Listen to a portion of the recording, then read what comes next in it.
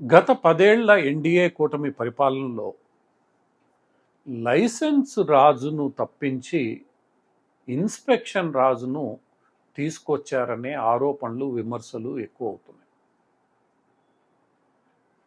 లైసెన్సులు అవసరం లేదని పివి నరసింహారావు ప్రభుత్వంలో సంస్కరణలు మొదలుపెట్టిన తర్వాత నెమ్మదిగా వాణిజ్యంలోనూ పరిశ్రమల్లోనూ ప్రభుత్వ జోక్యాన్ని తగ్గించే విధంగా అవసరమైన లైసెన్సుల సంఖ్యను తగ్గిస్తూ, ఒకవేళ అవసరమైతే అవి సులభంగా సరళీకృతమైన విధానంలో దక్కేలా ఎన్నో చర్యలను చేపట్టారు. దాంతో భారతదేశ ఆర్థిక వ్యవస్థ గాడిన పడడమే కాకుండా ముందుకు సాగడం కూడా ప్రారంభమైంది. ఎందరో ఔత్సాహికులు, మొట్టమొదటి తరం పారిశ్రామికవేత్తలు, వాణిజ్యవేత్తలు భారతదేశంలో ముందంజలోకి అడుగుపెట్టారు. వ్యాపారాలను, వాణిజ్యాలను విస్తరించారు.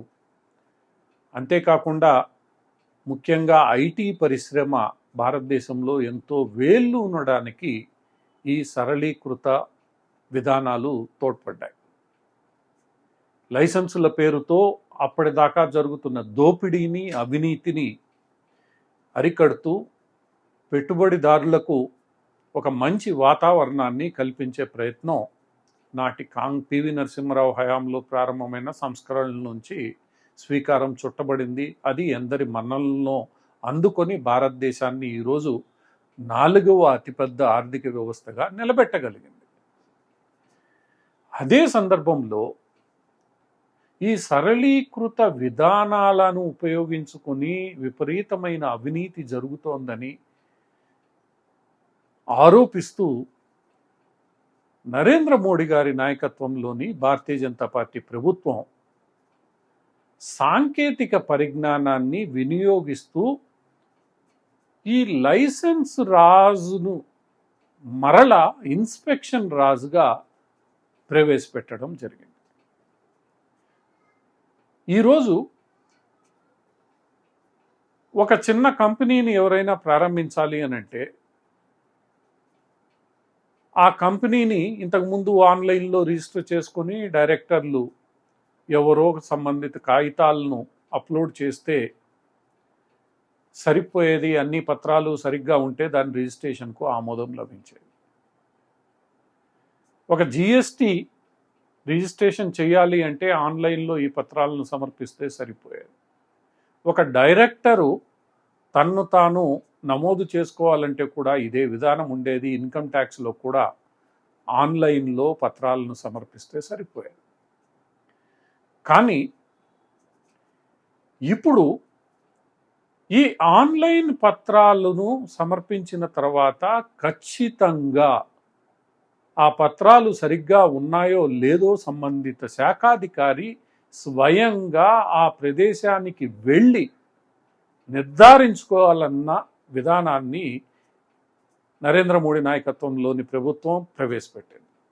ఈ విధానం కేవలం కంపెనీ రిజిస్ట్రేషన్ సమయంలోనే కాదు, బ్యాంక్ అకౌంట్ ఓపెన్ చేసేటప్పుడు, లేదా జిఎస్టీ రిజిస్ట్రేషన్కి వెళ్ళేటప్పుడు, లేదా ఇంకేదో లైసెన్సుకో రిజిస్ట్రేషన్కో అప్లై చేసేటప్పుడు ఖచ్చితంగా సంబంధిత అధికారి ఆ కార్యాలయానికి వెళ్ళి నిర్ధారించుకోవాలి.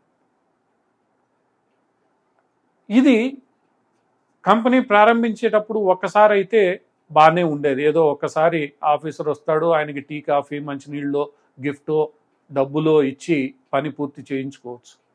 కానీ ఈ ప్రక్రియ మరలా అంటే జిఎస్టీ రెన్యువల్ చేసిన ప్రతిసారి, లేదా రిజిస్ట్రేషన్ రెన్యువల్ చేసుకోవాల్సి వచ్చిన ప్రతిసారి చేయాలని నిర్ణయించడం మాత్రం ఒక రకంగా అవినీతికి నరేంద్ర మోడీ ప్రభుత్వమే గేట్లు తెరిచినట్లయింది.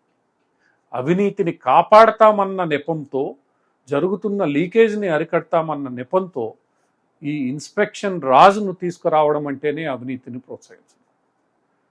పరిస్థితి ఇంకా దిగజారి ఈ జిఎస్టీ విషయానికే వస్తే, ఎవరైనా ఆలస్యం చేసి ఒక 2-3 నెలలు కట్టలేని పరిస్థితి, చిన్న వ్యాపారవేత్తలు వాణిజ్యవేత్తలు కానీ ఏదైనా పరిశ్రమ కానీ సంక్షోభంలోకి వెళ్ళి కట్టని పరిస్థితి వస్తే ఆ జిఎస్టీ లాగిన్ మూతబడిపోతుంది. ఆ లాగిన్ తెరవాలి అంటే మళ్ళా అదే అధికారి దగ్గరికి మీరు వెళ్ళాలి. ఆ అధికారి మళ్ళా మీ దగ్గరికి వచ్చి తనిఖీ చేస్తారు. ఇది కేవలం డబ్బు కట్టకపోవడానికే సమయానికి. ఒకవేళ ఇప్పుడు టెలిఫోన్ బిల్లు లాగానో మొబైల్ బిల్లు లాగానో డబ్బు కట్టకపోతే అది ఆఫ్ అవుతుంది, డబ్బు కట్టిన వెంటనే ఆన్ అవుతుంది. ఇది ఆ సిస్టమ్ కాదు. ఆఫ్ ఆటోమేటిక్గా అయిపోతుంది, ఆన్ మాత్రం అధికారి చేతుల్లోనే ఉంటుంది. అంటే దాని అర్థం ఆ అధికారి వద్దకు ఆ వాణిజ్యవేత్తో వ్యాపారవేత్తో వెళ్ళాలి. ఆ తర్వాత అధికారి అక్కడికి వచ్చి తనిఖీ చేయాలి. దీనివల్ల జరుగుతున్నది ఏమిటి ప్రభుత్వాలకు తెలియదా? ప్రభుత్వం ముఖ్యమంత్రిగా 3 సార్లు ఉండి 2 సార్లు ప్రధానమంత్రి అయిన నరేంద్ర మోడీకి తెలియదా? లేదా నరేంద్ర మోడీ మద్దతుదారులకు తెలియదా?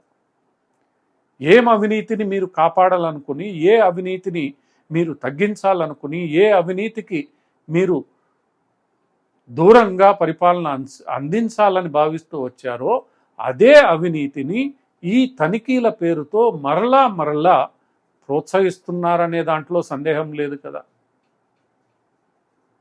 ఈ విషయంలో ఎవరు ఏమీ మాట్లాడకూడదు. ఎందుకంటే నరేంద్ర మోడీ ప్రభుత్వం పారదర్శకమైన నీతి నిజాయితీ కూడిన విధానాలను మాత్రమే అమలు చేస్తుంది. అంతా బాగానే ఉంటుంది ఇంతవరకు. ధర్మం, రక్షణ, దేశ రక్షణ ఇలాంటి విషయాల్లో ఇవన్నీ చర్చించుకోవడానికి బాగానే ఉంటుంది. కానీ ప్రతిసారి ఒక అధికారి మిమ్మల్ని తనిఖీ చేయడానికి వస్తుంటే ఒక చిన్న వాణిజ్యవేత్తో పారిశ్రామికవేత్తో పరిస్థితి అర్థం చేసుకోండి.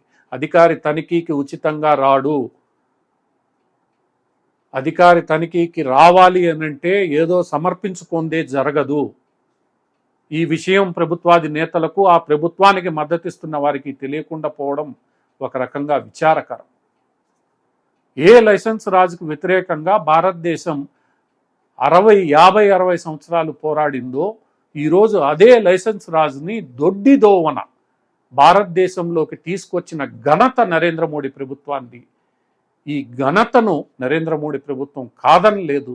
ఎప్పటికప్పుడు మేము సరళీకృతం చేస్తాం, పారదర్శకత్వం తీసుకొని వస్తాం, కేసులు పెట్టం, ఇంకోటి చెయ్యం, క్రిమినలైజేషన్ తగ్గిస్తాం. ఇవే పెద్ద పెద్ద మాటలు, ప్రతి బడ్జెట్లో ఆర్థిక మంత్రి చెప్పే మాటలు. కానీ తుదకు చివరకు క్షేత్రస్థాయిలో అందుకు భిన్నంగా, విరుద్ధంగా నిబంధనల పేరుతో, తనిఖీల పేరుతో వ్యాపారాలను, వాణిజ్యవేత్తలను వేధించే రీతిన నరేంద్ర మోడీ ప్రభుత్వం వ్యవహరిస్తుందనడంలో ఏమాత్రం సందేహం లేదు. ఎప్పటికైనా ఈ ప్రభుత్వం కళ్ళు తెరిచి ఈరోజు ఎలానైతే రైల్వేలలో ఉన్నట్లుండి జనరల్ బోగీలను మీరు జత చేయాల్సి వస్తోందో అదే రీతిన మీరు వ్యవహరించి ఈ వ్యవస్థను సరిచేయకపోతే ఇదే ప్రజలు ఈ ప్రభుత్వానికి వ్యతిరేకంగా తిరగబడే అవకాశం ఉంది. అదే సూచనను గత పార్లమెంట్ ఎన్నికల్లో ప్రజలు ఇచ్చారు. ఇకనైనా ప్రభుత్వం కళ్ళు తెరిచి ఈ వ్యవస్థలను సరిచేయాల్సిన అవసరం ఎంతైనా ఉంది.